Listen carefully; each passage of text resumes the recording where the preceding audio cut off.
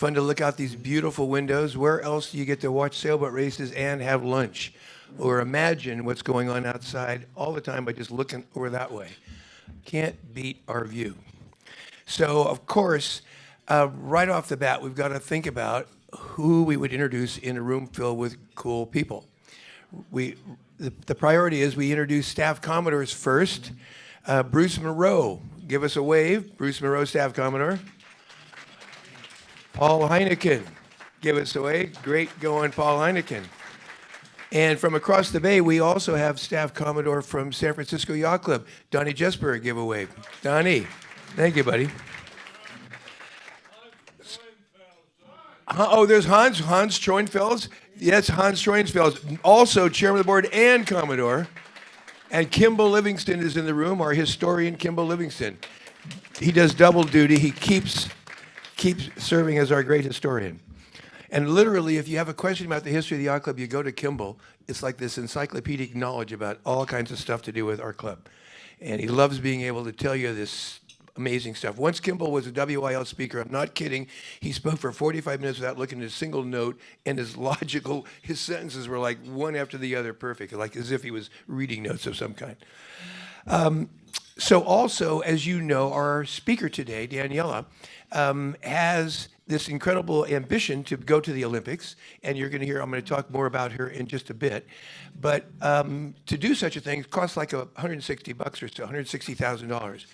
And we have, she had raised 110 coming into this, and several really wonderful people have stepped forward and said they would be helpful to help her.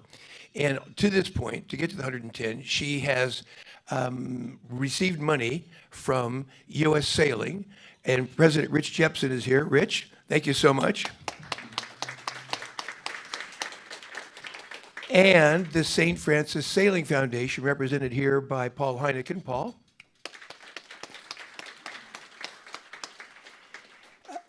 And represented also America One has given money and is giving money to Daniela. Paul Kayer is here representing them. Paolo. Each of these folks have given like 25 or so grand, and Paul's got a good number today. It's that same scale number. And so it's wonderful that they've done that. But one of the other things that's powerful is that people inside the club, several of us have said, oh, well, let's just help out a little bit. And we were going to throw a big party on a couple days from now when Daniela was here during this little 5-day window, because after she leaves here on Saturday, she goes off to compete, and she'll be spending 80 days on the water in the next 150. She'll literally be on the water more than every other day. And before she left, we were going to throw a big fundraiser, but then Debbie Smith and Bruce Smith, who'd offered their incredible, beautiful place up at the top of the Fontana for such a party, but then Debbie had a medical incident with her foot, and so they couldn't throw such a party. But Bruce and Debbie, being the incredible, great people they are, Bruce said, well, I'll tell you what I'll do. I'll offer up to $10,000 for matching funds for whoever in the room here helps raise some bucks today. So I, for one, I'm in there for $1,000. And let me see, anybody else in the room want to help out by matching funds? Whatever you give today gets doubled by Bruce and Debbie. I'm looking around the room here. John Nevin is in here. Yes, and Bill Halbasad is in. Yes. Oh, look at Christine. Get your heads up here. Okay, perfect. Carolyn Patrick, Stan Honey. Okay, Dick Robinson. There's Karen Growney. She's in the deal. Okay, also Bruce Monroe. And who's over here? Oh, perfect. That's right, exactly. Neil Weintraut is in. Chemo Winterbottom is in. Okay, so see me right afterwards. There's another. Okay, so let me tell you, look at Giselle's in this deal too. Christine's writing these names down as fast as she can. And now Bruce has looked at me, and he's just giving me a nod. They're going to put up $15,000. Unbelievable. Now, I can tell you, having been looking at the numbers for the last month and a half, that money, when you come and see us, the money that you're going to give us is going to go through another foundation, and they'll do a 50% bonus. Based upon that, I can tell you that we have raised the $50, Daniela and Linda, that we said we would raise for you, $50,000. So that's very, very good. So now you're saying to yourself, okay, so we're going to each give a couple bucks. That's wonderful. But what about this person? So I think what you do creates who you are. Those steps that Rocky Balboa ran up and down in the movie, those steps were steep and high, and the more times he ran them, the steeper and higher they seemed to get. But each step made him stronger. Our speaker today comes from a family of grit. Her mother and father both escaped Eastern Europe. Her father cross-country skied. He's on a little bus trip, and during the coffee bathroom break, he grabs his backpack and his skis and takes off cross-country and skis to doggone Austria. This is the grit this kid comes from. They come here, they speak Czechoslovakian. Her mother and father, Linda and Vlad, meet each other. They didn't know each other when they each left Czechoslovakia, but they meet in America windsurfing. Well, that's a kind of an interesting thing. They meet windsurfing. Some years ago, Paul Heineken and Johnny Heineken and others around here, we started talking about what if we started racing kites, kiteboarding out here, not just acrobatic, fun stuff on kites. How about, racing kites? Because that's a whole different skill. And a lot of people who were good at exhibition kite, they didn't do as well in the racing. But some other people who got really, really good at racing began to be racing, and pretty soon we started a Thursday night series of kite racing. And a little kid at age 11, our speaker today, she got on a kite and started kiteboarding at age 11. And by 12, she was racing with all the adults. And 13, she went pro. The pictures you'll see show all these grown-ups and this little 14-year-old kid. And at 18, she won her first world championship. And she would go on to win 6 more world championships. So, the journey invariably affects the traveler. And if the journey affects the traveler, what it's done in this case is hone an incredible world champion. Now, we've had some people go from this club to the Olympics. We've had several. Russ Silvestri has gone to 2 Olympics. Paul Kayard has gone to 2 Olympics. Pam Healy, did you have 2 world championships, you and JJ, before you guys went off? They had 1 world championship. They went off to Barcelona in '92. Now, who remembers the 4-word slogan that JJ Eisler and Pam Healy used when they were beating the drum about their campaign? No pain, no Spain. That was it. I still have a shirt, no pain, no Spain. So they went off and they won a bronze medal, having won 1 world championship. Johnny Kostecki, I believe, won 2 world championships in the sailing class. He went to Busan, where Russ also was, and they won a silver. Amazing. Last race was tough. Johnny Kostecki came back with the silver. Bertrand had won 2 worlds in the Finn in '84. He got a silver. And Jeff Madrigali, who we brought into our club in '95, went down to Savannah. And Jim Bob Barton didn't come today because his mother got deathly ill, and so he had to run off to take care of Mom. Jim Bob was planning to be here. Anyway, so Jim Bob Barton and Mudcat Massey and Jeff Madrigali had won 2 world championships going into the competition, and they dropped to 3rd, and they got a bronze. I like to say there's no sadder person in the world than an Olympic silver medalist because they were that close. Well, Jeff really deserved to win, but things happened, and he didn't. Well, that's up to 2 world championships going into the Olympics. Our speaker today has 6. And just to make sure that there's enough independent validation of her quality and qualifications, she also has been Yachtswoman of the Year, Rolex 4 times, a 4-time international champion, a 2-time U.S. Sailor of the Year. And we couldn't wish a competitor more good fortune as she goes off to the Olympics than our speaker today, Daniela Moroz. Daniela.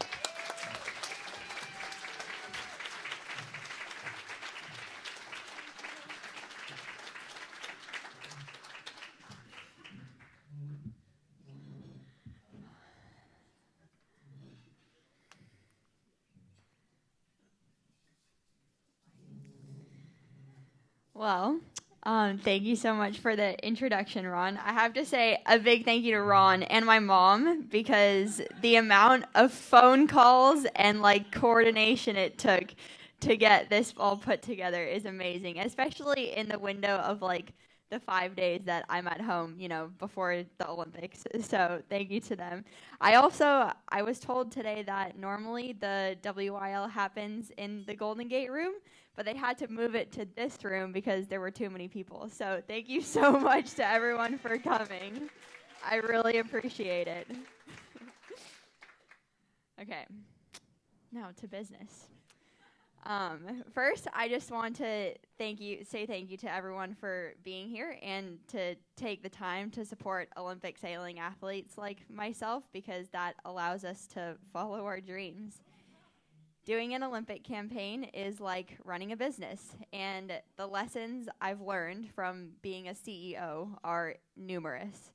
The support I've received from this community is something I am so grateful for, and I feel extremely grateful every day to be part of this community of incredible sailors and to be surrounded by such greatness. The fact that I can call Pam Healy when I need campaigning advice, or Mike Martin when I need another professional opinion, multiple 505 world champion, or how I've looked up to Erica and Johnny Heineken my entire career. There's Johnny over there. Hey, Johnny. Erica made it too. Thank you. How Michelle Slade reviews all of my website newsletters and media. And even the other day, I texted Paul Kayard and I asked him if he could look at my speech, and he's willing to do that. So it really just means so much to me. And the culture of support and giving and striving for excellence in this community is unlike any other, and it is one of my greatest honors to represent the St. Francis Yacht Club around the world.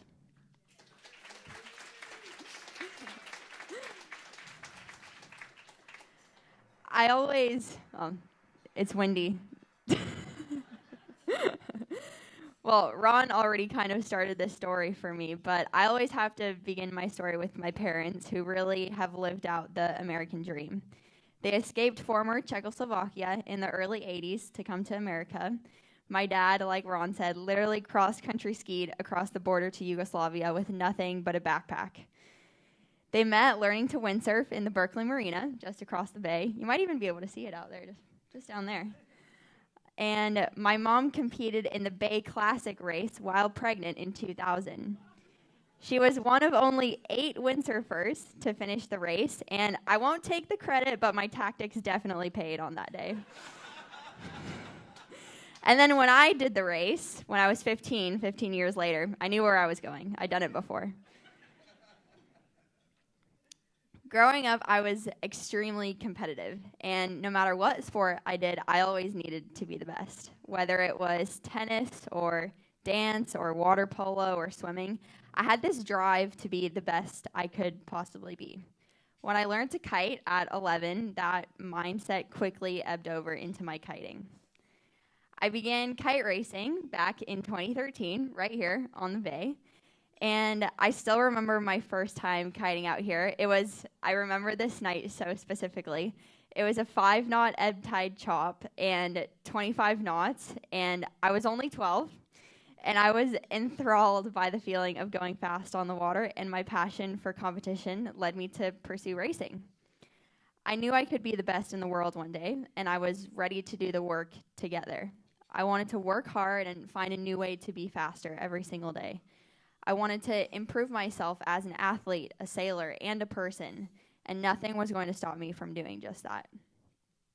I got the opportunity to start racing internationally in 2015 when I was 14, and it was with the help of the St. Francis Sailing Foundation that I was able to do so. They believed in me and chose to support me when I was just a teenager that was passionate about racing and willing to work hard, before I had any titles or won any regattas, and before the sport was even in the Olympics.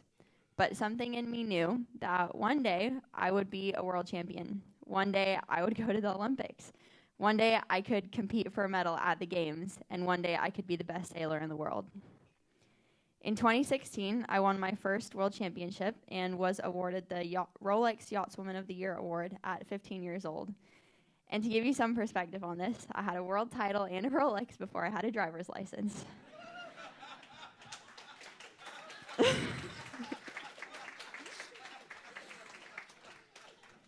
things just kept going up from there, and the St. Francis Yacht Club community and St. Francis Sailing Foundation has stuck by my side through it all. Throughout the years, I've won 36 international regattas, including 6 world championships, 4 European championships, a gold medal at the 2023 Pan Am Games, and was named U.S. Sailing Rolex Yachtswoman of the Year on 4 occasions. But let me make something clear. This was never about results. This was never about winning regattas or awards or trying to be the best in the world. This has always been about working hard to improve and become the best version of myself. Now, as American Olympic sailors, we are up against some unparalleled challenges. We, as athletes, are competing against superpower nations with infinitely more resources. For most of my competitors, their sole job is just to perform on the water. They have campaign managers that create their performance plan, agents that take care of logistics, coaches that establish training regimens, and all that is left to do for the athletes is to execute the plan on the water. Our setup in the U.S. couldn't be more different. I am first and foremost the athlete. Breeze on. I am first and foremost the athlete, but I am also the campaign manager. I create my own training schedule. I decide where I'm going to train and for how long and what I'm going to work on. I just started working with a coach full-time last year, thanks to the help of U.S. Sailing and the foundation. I also hire industry experts to help me with specific areas, such as an equipment technician that now works with me full-time to manage and maintain all the gear. I organize logistics. I book all of my flights and accommodations. I find the gyms and the bakeries for my daily croissants and baguettes, and go get the groceries. I am also the CFO. I do all the fundraising and budgeting, and I determine where the funds go, which is not just, nicer dinners. We're trying to buy kites to go to the Olympics here,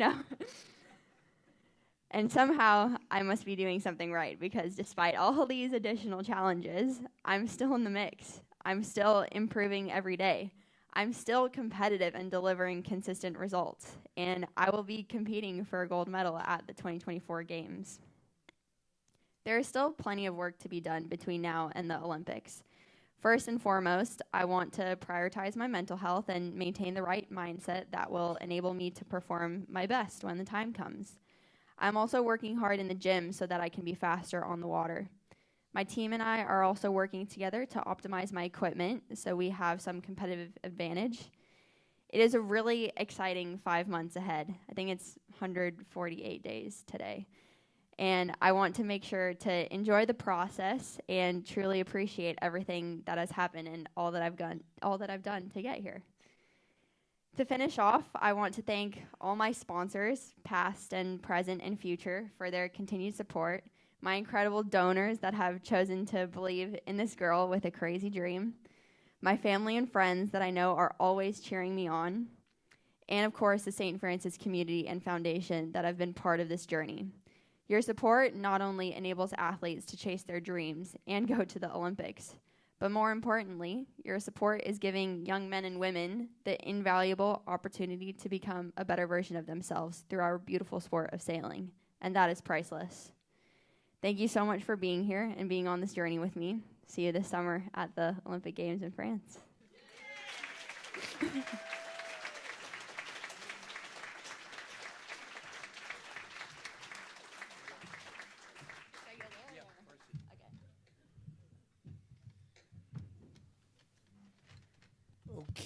Okay. Now I'm going to ask questions because make sure we got the mics good here, John.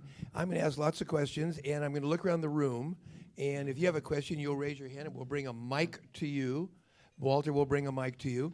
And then we're getting questions online because this is all being live streamed on YouTube right now. And Kathy Trafton will ask the questions that come online.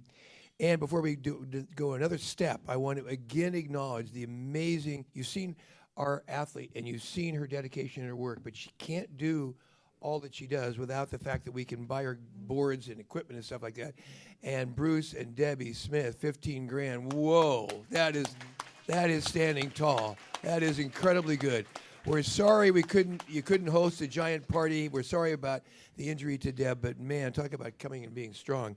And just to be clear, I also want to recognize, Neo Weintraub and Kima Winterbottom. All these guys put up their hand for $1,000. Randy Heck and WYL and John Nevin and Bill Malbestad, Bruce Monroe and Dick Robinson, and some others whose pictures and Christine has.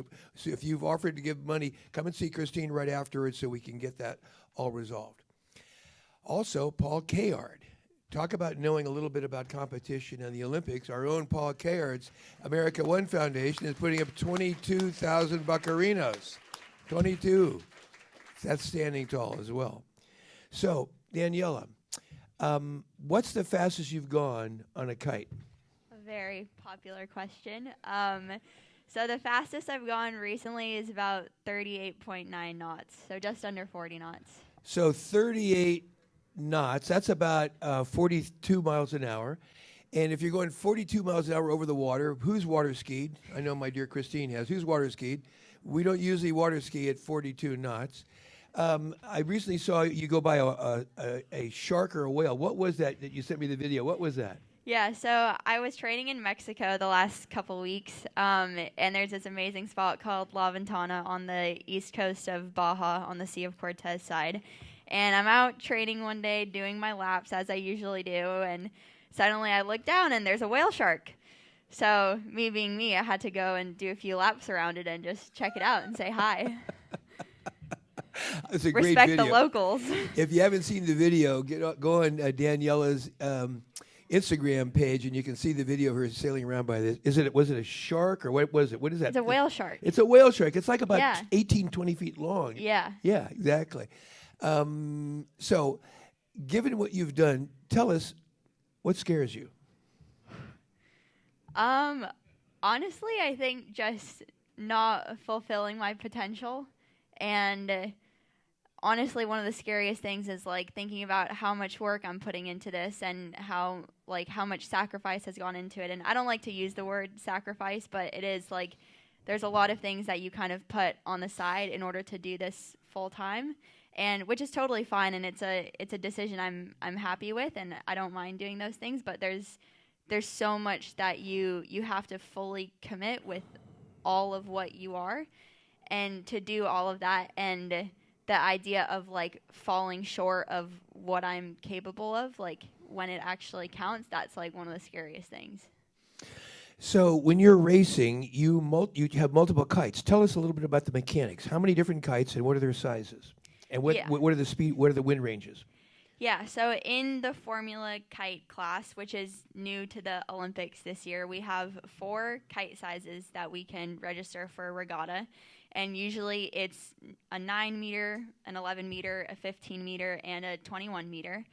And our minimum wind speed is about 6 knots. So when it's 6 knots to about 12, 13 knots, we'll use the 21 meter. And then as it gets windier, we'll size down. And that's what allows us to go so fast on the water, and that's how efficient we're able to be.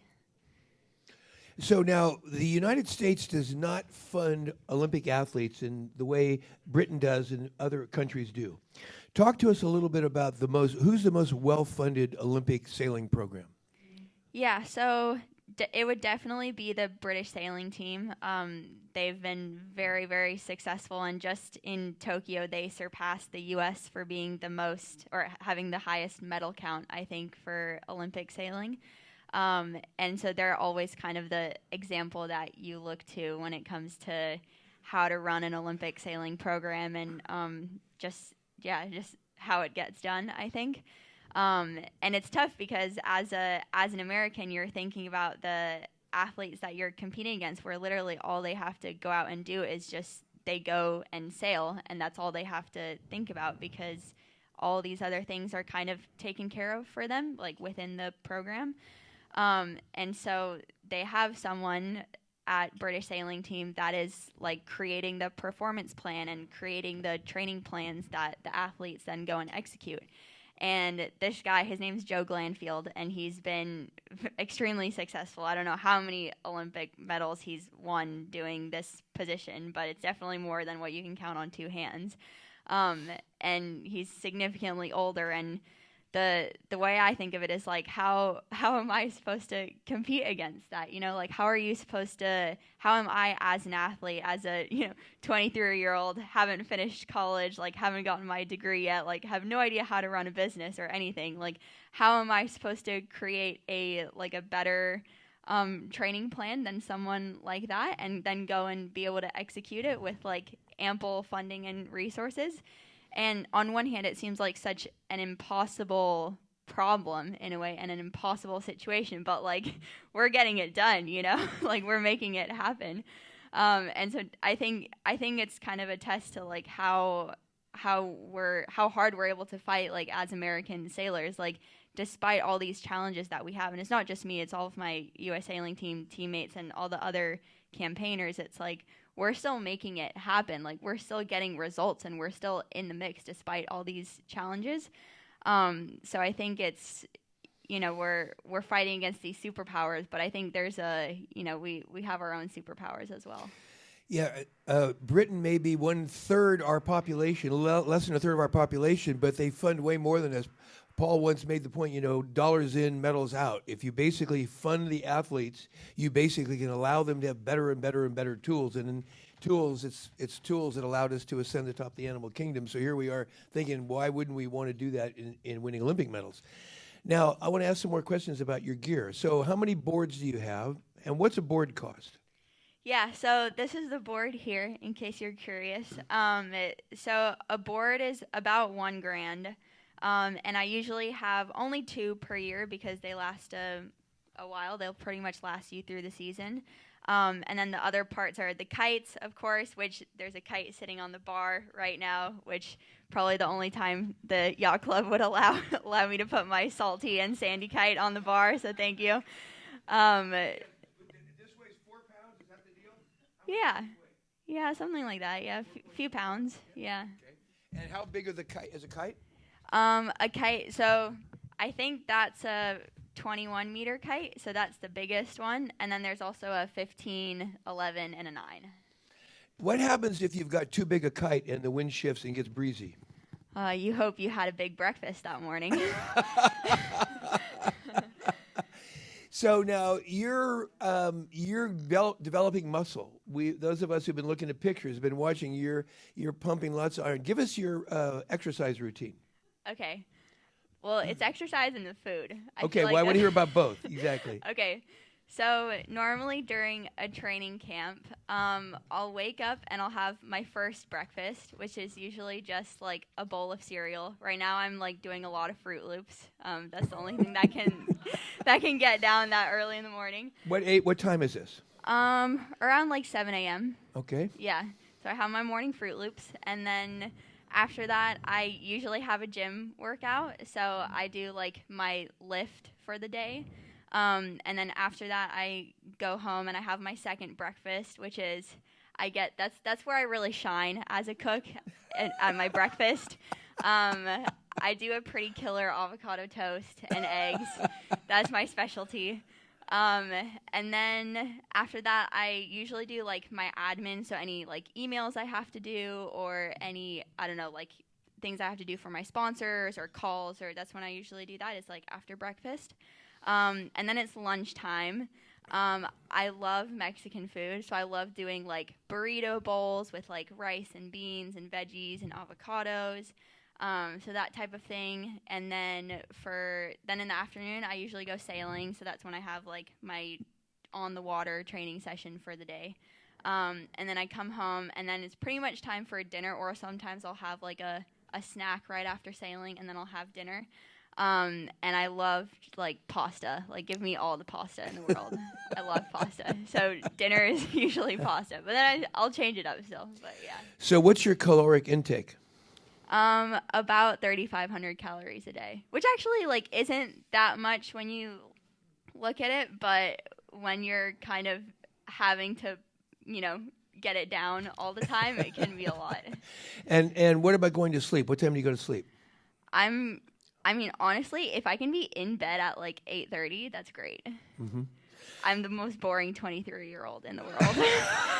I'm in bed at 9 every day. Now, one of your competitors, a tough competitor, weighs more than you. Give us the story on how much weight you intend to gain and how are you doing it. First of all, let's talk about how weight affects performance on the boat and under what conditions.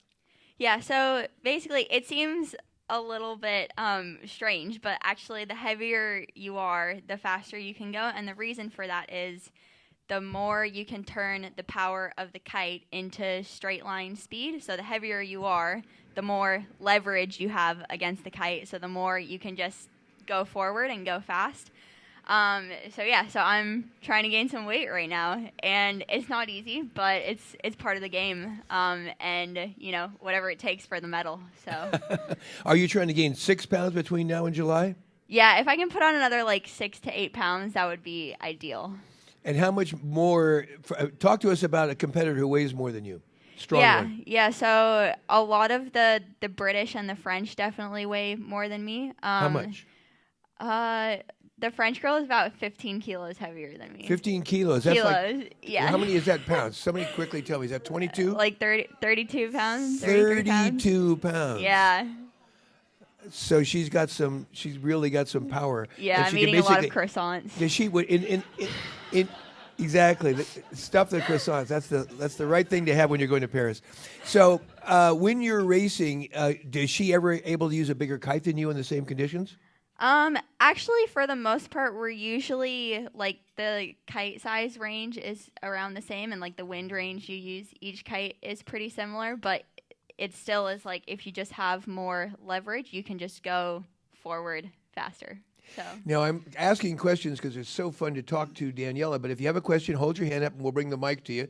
Back of the room, there's a question, Johnny. So when you're basically doing your exercise routine, tell us what you're lifting, what are your reps, what are you doing? Yeah, so I'm doing a lot of heavy reps with only a few per set, so 2 to 3 reps close to my max weight. Which is what? My deadlift is a little over 200 pounds right now. Okay. I do a lot of glute bridge, which is where you have the bar on your hips and you lift your butt up. Mm-hmm. I'm doing 250 on that right now. Whoa. We got a lot of power in the legs. Yeah. So yeah, those are my best lifts. Those are my favorite ones. I like those. Yeah. Are you curling? What's going on with that? Yeah. I've gotten a lot better at my bench press actually, so I can do 50-pound dumbbells now, which I'm pretty happy with because kiting doesn't require that much upper body. It's mostly in the lower body, and I grew up swimming, and that was my main sport. So for many years, I had a really strong upper body, but then once I stopped swimming, I kind of lost a lot of that. So I'm trying to get some of that back, and it's coming slowly. So now when you were 4, your ballet teacher said you were a natural. Talk to us a little bit about the comparison of what's happening when you're controlling your body in ballet and when you're controlling your body going 30 miles an hour on a kite. Yeah, I think it's just the kind of awareness and the body awareness. And I remember no matter what sport I did, if I could watch someone do it, then I could copy them really well. And I remember when I was learning to tack, I would always try to watch Johnny tack because at the time he was one of not very many people that could tack foiling. And I remember watching videos all the time and just trying to figure it out. So I think it's just having that awareness and having that athletic ability to just to know how to move your body and to be able to adapt to different conditions and different movements and things like that. So it just seems like yesterday that it was 2013 and Johnny was kiting over in Alameda near the Artemis compound. I was over visiting Paul with my grandson, and Johnny's zipping around on a kite. I don't think everybody recognizes what an amazing advantage it is for you to learn the game in the heart of where it's being innovated right here. We were doing the first racing, so people were beginning to think about what do you have to do to make this go in a disciplined way, up to the mark, down to the weather mark, down the lure mark, etc. So talk to us a little bit more about what it was like to be a kid watching this sport evolve. Oh, I was just frothing. I was so excited. I remember I think the biggest part was just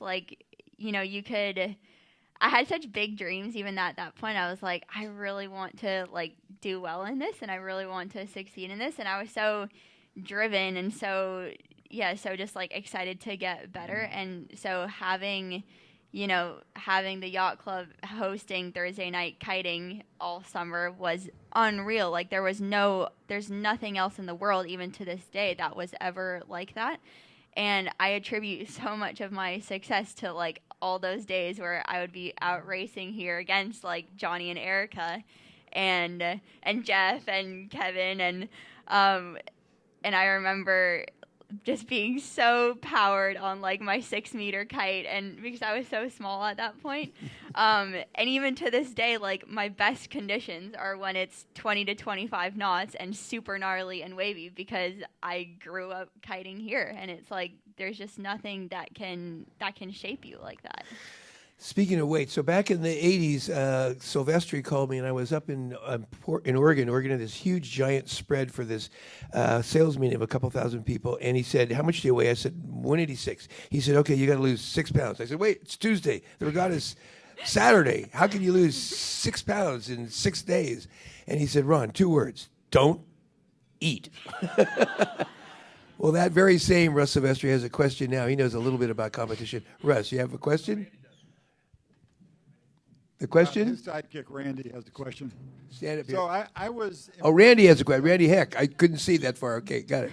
I was very impressed with what you described as your fear. Mic close. Mic close. Keep the mic close to you, Randy. Put the microphone close to your mouth. No, we're recording this.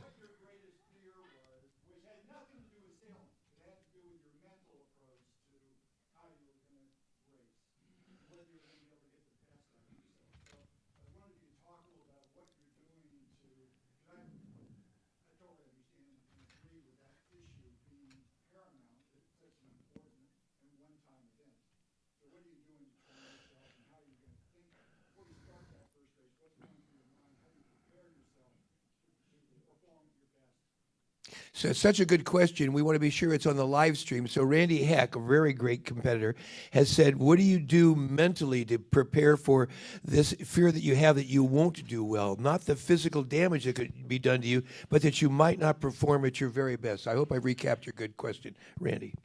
Yeah, it's a really good question. I really like that aspect of it, actually, because I think your mind is just so powerful, and I think I've always been a very thoughtful and introspective and reflective person. So working on some of these things has definitely, I feel like it's come a little bit more easily to me than a lot of others. And right now I meet with a sports psychologist every week. And we work on different kind of exercises and skills that can help me kind of get into what we're calling my ideal mindset. So for racing, you always want to be in that kind of particular mindset that helps you perform the best you can. And for some people, it's being like really fired up and almost like angry. And for some people, it's being really calm and confident. And so it's taken me a while to figure out like what my best competitive mindset is and how to actually get into that.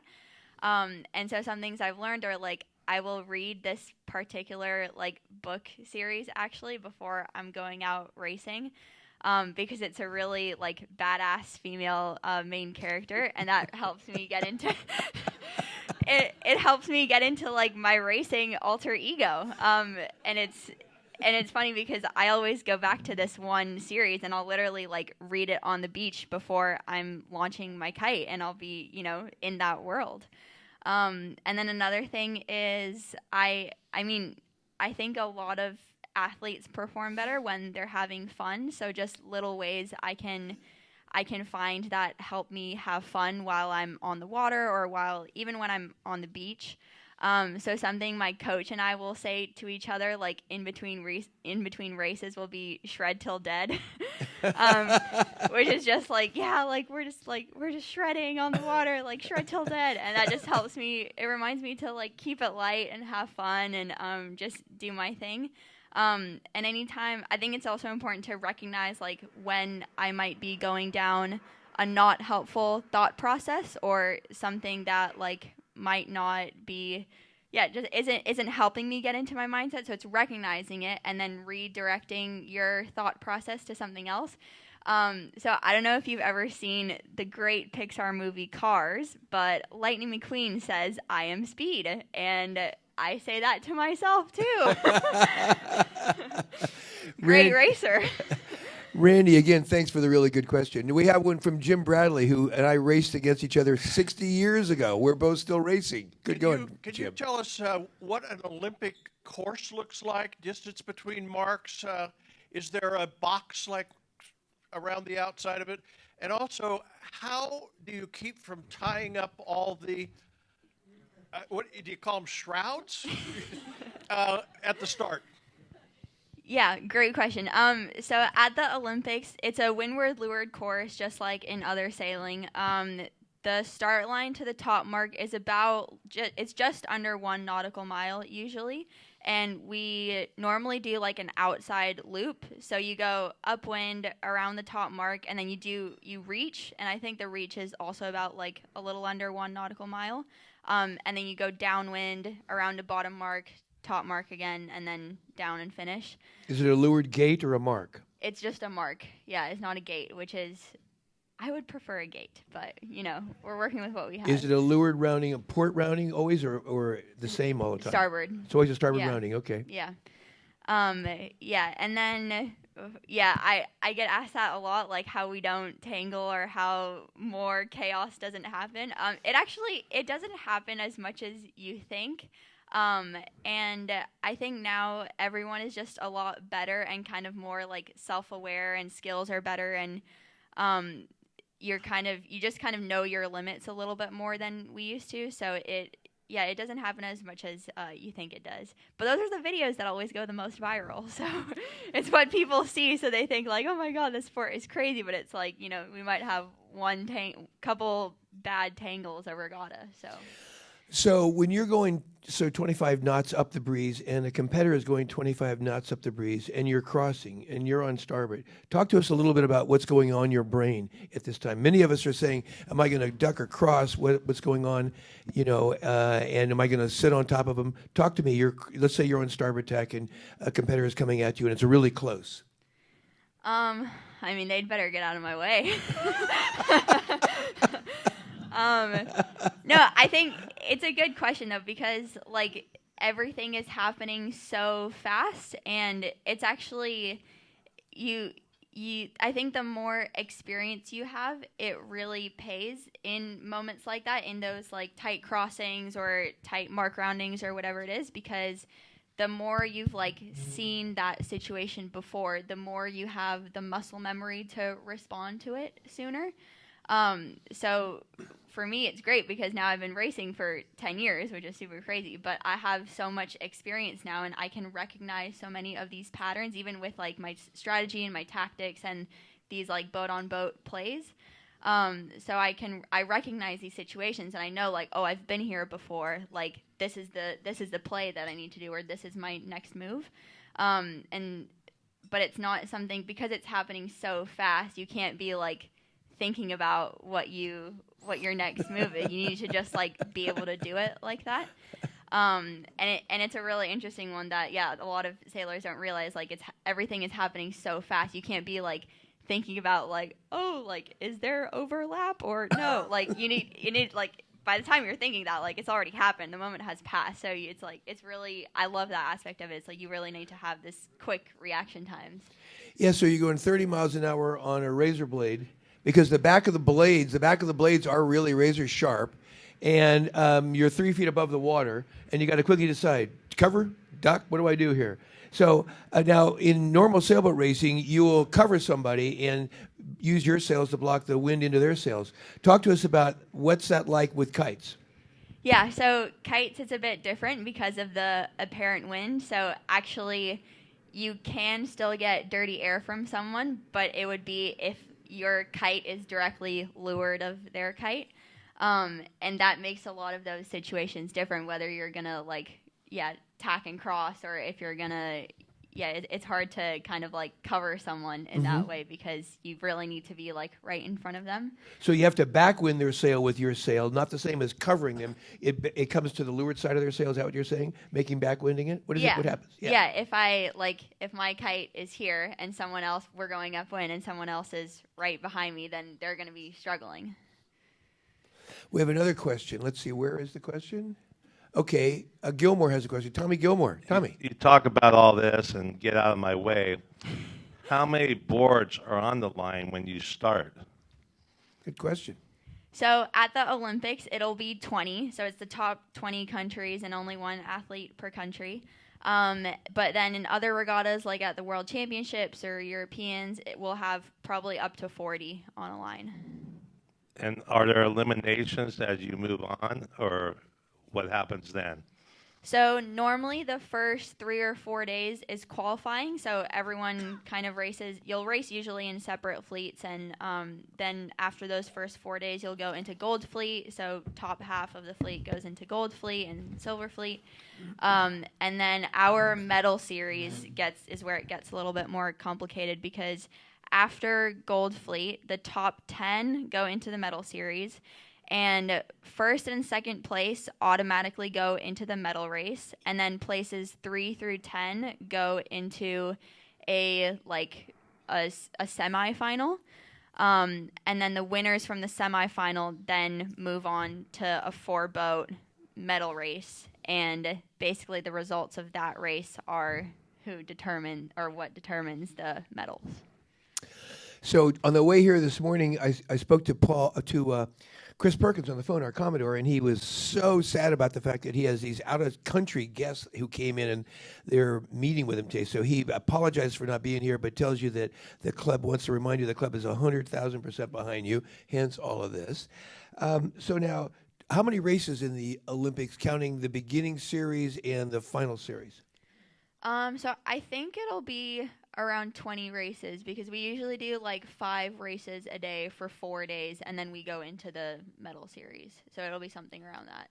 Now, in the last World Championship, you won 6 in a row. And in the last World Championship, you got knocked out. Describe that by a person who wasn't in the top part of the fleet. Describe that.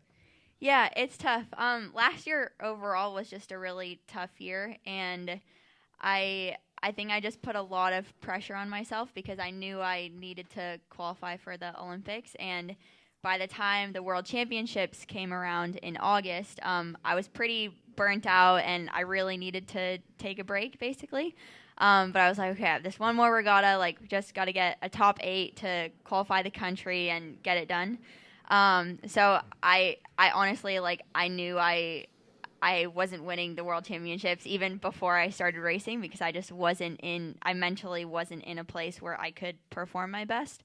And then I was able to, I think I was in the top 10 going into the final. I think I was like 4th or 5th going into the final day, and going into medal racing. And in the semifinal, I basically got taken out. And that's just part of racing. I think it just happens, but it was really frustrating. And it just sucked to finish the regatta on that note and finishing it off in a way that felt so out of my control.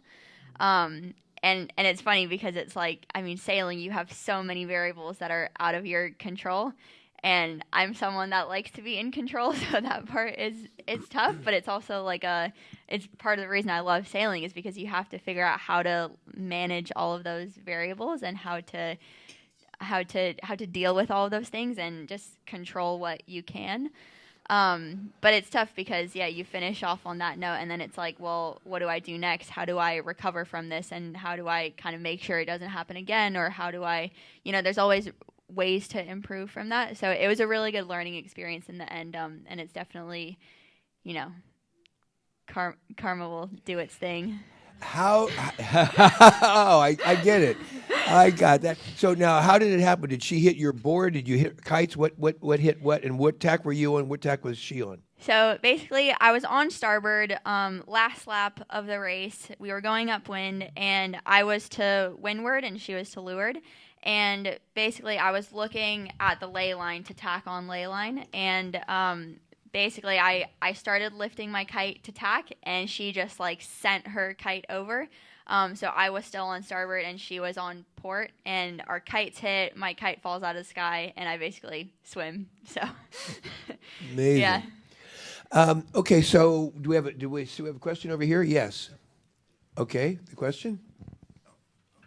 Microphone?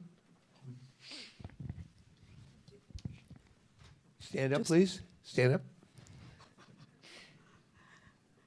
Daniela, okay, as you said, you like to be in control. So I'm just wondering, do you custom make your board, and according to your liking, and what is it made out of? And also the kites, are they like similar to a spinnaker? I have no idea. Yeah, so there is quite a bit of kind of room for improvement, in the sense of there's a lot you can do with the gear, and it's not quite one design, but there's still some restrictions, but there's just so much open. So I definitely have a pretty custom board to what I like, in terms of like shape and dimensions and like the deck angle and all of those things, and even like the grip on top. I like a very particular grip, so yeah, and it's a foam core, I think, and then it's just carbon and resin and epoxy and all those usual things. Not really my department. I leave a lot of that stuff to my equipment manager, because I've never really been a technical person, but I've had to learn to be more and more technical. So it's been interesting, like figuring out how we can improve some of these things, and where I need to sacrifice like some of my handling kind of and some of my comfort to try to find something better. And then with the kites, it's kind of like a spinnaker material. And it's a ram air kite, which basically means it's like a paraglider. And it's all open celled, if that makes sense. So, yeah. So now you were the very first person selected to the U.S. Olympic sailing team this year. Congratulations on that. You work all these years, a decade, you're a kid, you've been sailing for half your life, and finally you make the team. Where were you at the moment you learned? How did you learn? Yeah, so I learned pretty much on the day before the last day of the World Championships, because I basically needed to be a top 8 country at the 2023 World Championships, and I knew I had made it into the medal series, so I knew I was in that top 10.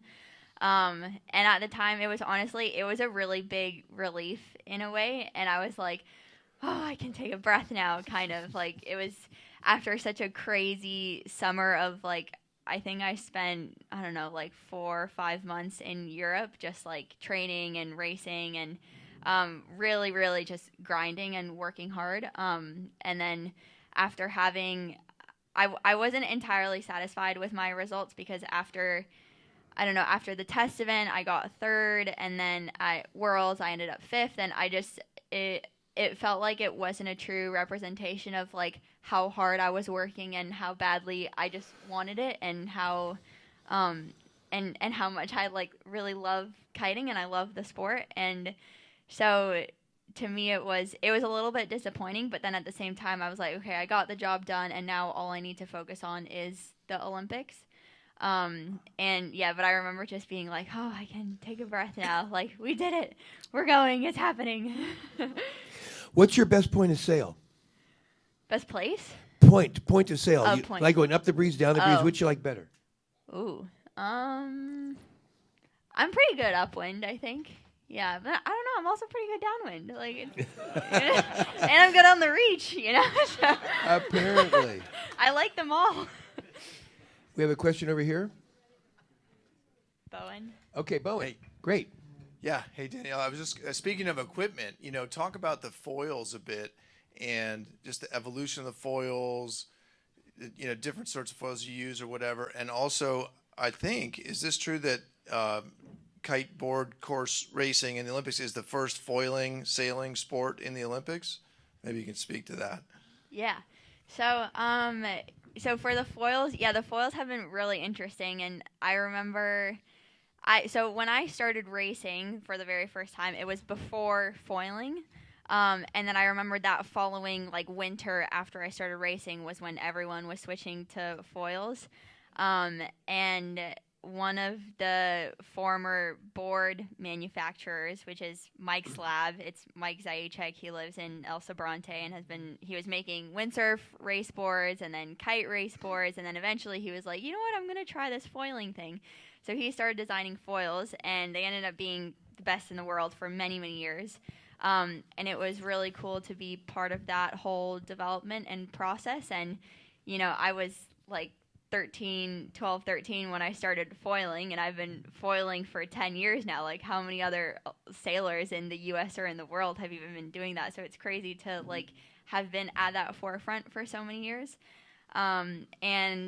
Yeah, the foils have changed so much over time. I think a lot of the shape is quite similar, but there's so much going into like the finish and how you sand them and how you maintain them, and like, do you rinse it with fresh water? Like, I remember Mike would always be like, my foils don't like the fresh water or something, So you find these like specific things that She means Mike Martin. Mike Zajic. Okay, great. Yeah, he was. Because Mike is okay. Yes. Yeah. Mike Martin is another foiler, but yeah. So it's interesting, and even now, like, I have a very specific like cleaner I use to clean my foils, and if I switch to something else, like, it'll make me crash more. So things like that. It's like down to these really specific details, and then in terms of like the foiling Olympic classes, I guess in 2021, the NACRA 17 was a foiling catamaran. It didn't quite foil upwind. It would I would say it planed upwind, didn't quite foil upwind. And then now for this Olympics, it's the IQ foil is the foiling windsurfer. So that class is foiling, kites are foiling, and then the NACRA is also, I think they had some equipment changes. So the NACRA is foiling upwind and downwind now. So it's quite the revolution. We have another question. Kimo Winterbottom, former pro sailor. Go ahead, Kimo. Hi. Hey, Daniela. Nice to see you. Good job. So I just have a couple questions. The first is, if you're a six-time world champion, you clearly have boat speed to burn. So, like back in the day, Russ and Finns and Paul and Stars are super fast going upwind, and you might be tempted to just bang right and get to the starboard tack ley line. So, do you ever struggle with that? Do you fight yourself on just like falling into that and going, I'm just going to bang the right and get to that starboard tack ley line? So that's my first question. The second question is, you're going to be sailing in Marseille, and correct? So what are the conditions like in Marseille? Are they 20 to 25 churn and burn, like the conditions you like? And if they are different than the conditions you like, how are you preparing for that? Thank you. Well, I quite like banging the left, actually. No, I think the whole strategy and tactics of kite racing have definitely evolved a lot over the years, and I think it was interesting because there was a lot of the fleet that came from sailing that brought in all the sailing experience, and then there was a lot of the fleet that came from kiting, so you're coming from these very like different backgrounds. And I remember I was actually really excited to learn more about like the strategy and tactics and knowing that like it's not just about speed, and I really appreciate that part of it. But yeah, it's interesting because again, going back to like how you just need to be able to react to those things. You need to like look at your race course and look at what's happening around you and be able to intake a massive amount of information and like filter it out in a heartbeat. Because you need to go back to be like looking where you're going and managing the foil and the kite and all these things. So I need to like turn around and be like, okay, that's what's happening, and then focus again.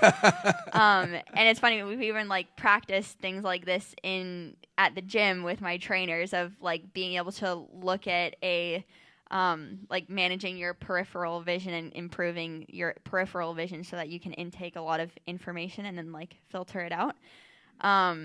And then, wait, what was the second question?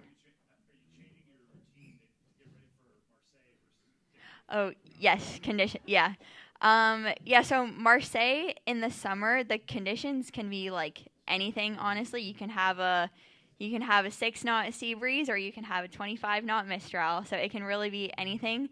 I definitely prefer those mistral days, I think.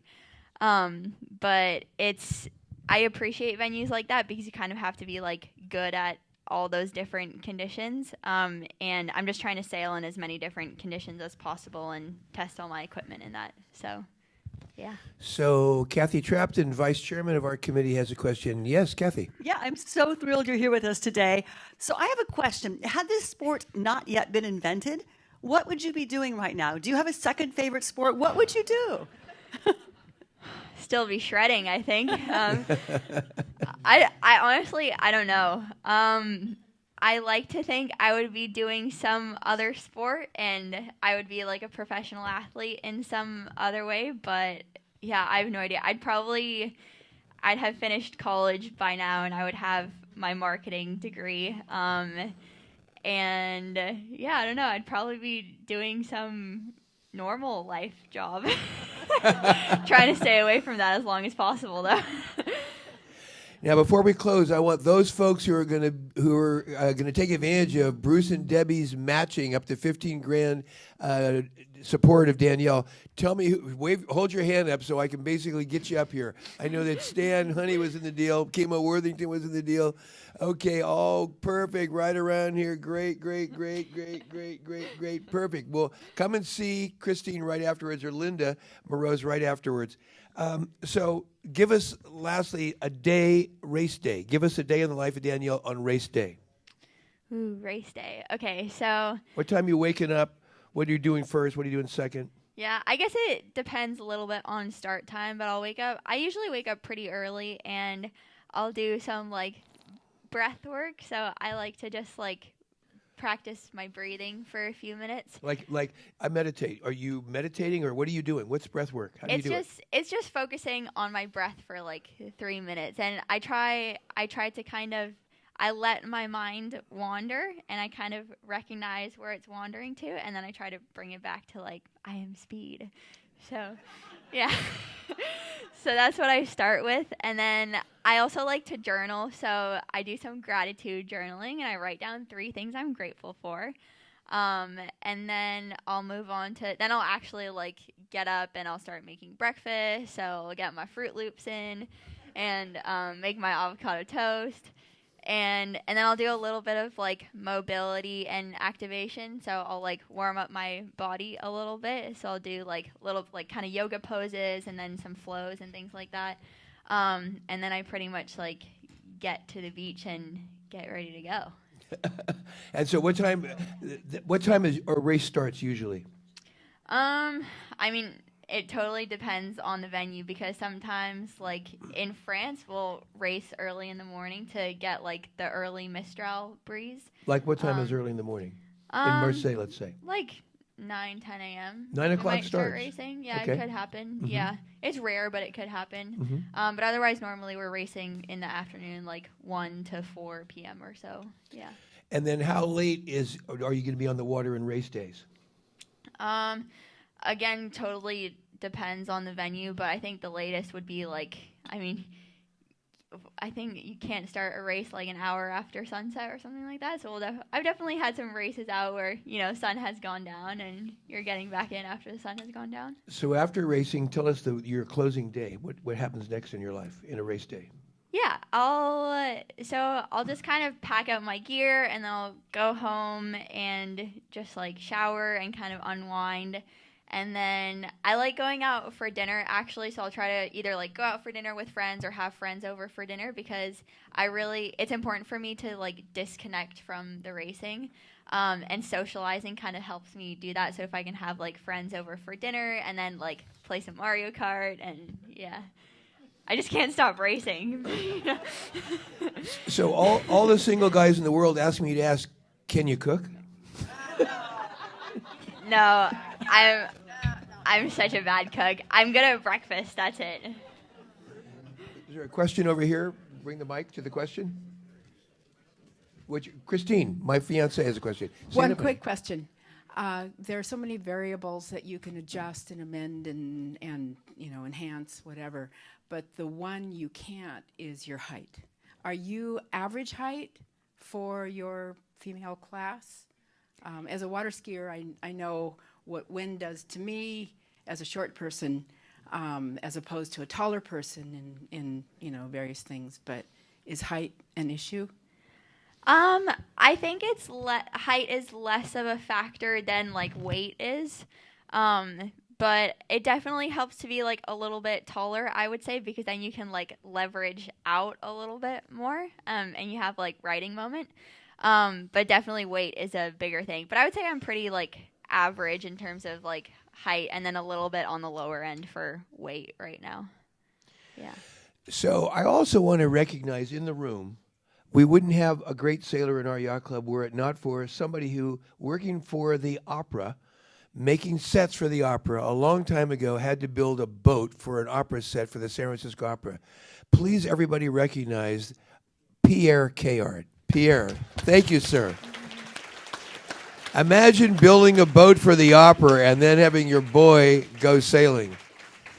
Pierre and Francis used to race against Paul for a while, but as Pierre said to me years ago, well, Francis and I raced against Paul for a while, but then when he got a little older, there was no sense trying to race against Paul anymore. He was always Sounds so far like me away. and my dad. Yeah, exactly. So that's what I'm getting to. So Vlad, we looked at the standings that were on some of the slides here, and the first racing, Vlad is ahead of you. Vlad, your dad, who got you in this game, is ahead of you. Yeah. What did it feel like the first time you looked back at your dad behind you? He knew it was coming. He knew it was gonna happen.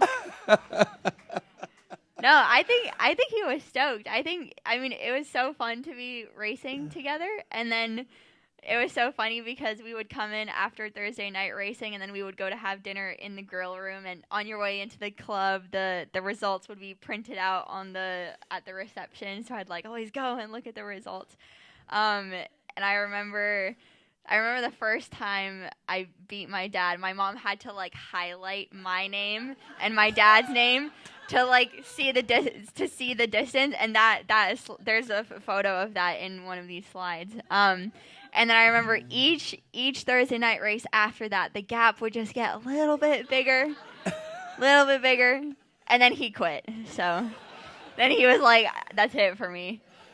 Wanting equal time for fathers. Can we give a microphone to Paul Heineken, please? You have the microphone with you, Johnny? Where's the mic? Walter, hand it over to Paul Heineken. I have a question, Paul.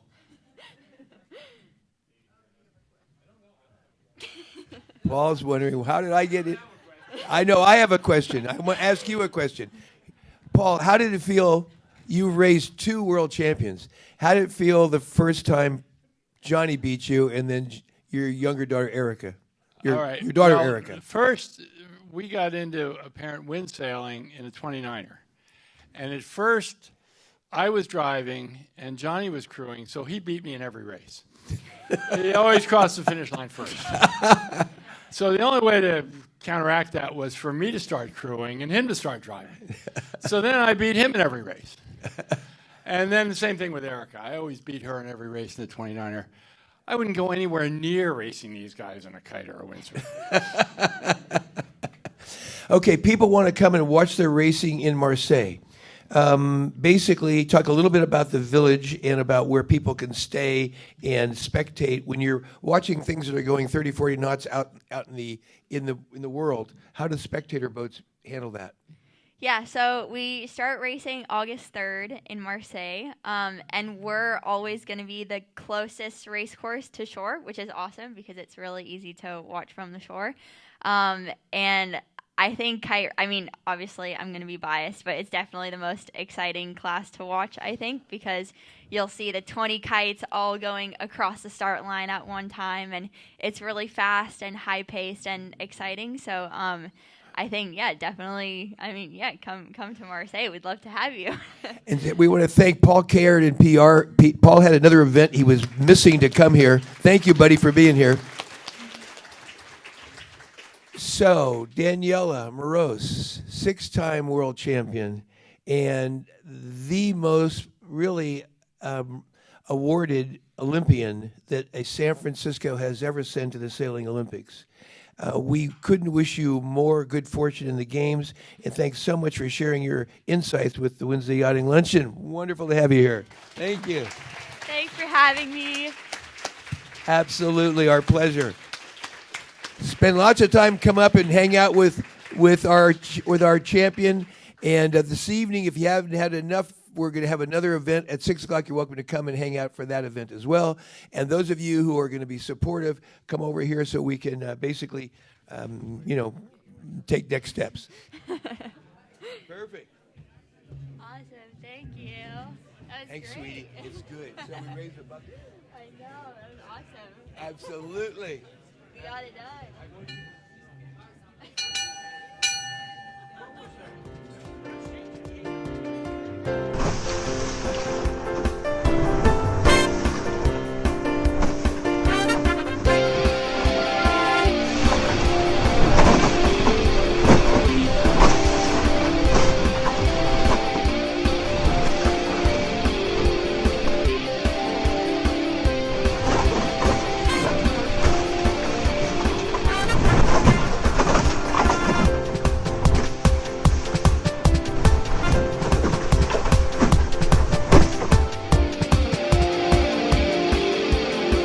This has been a presentation of the Wednesday Yachting Luncheon.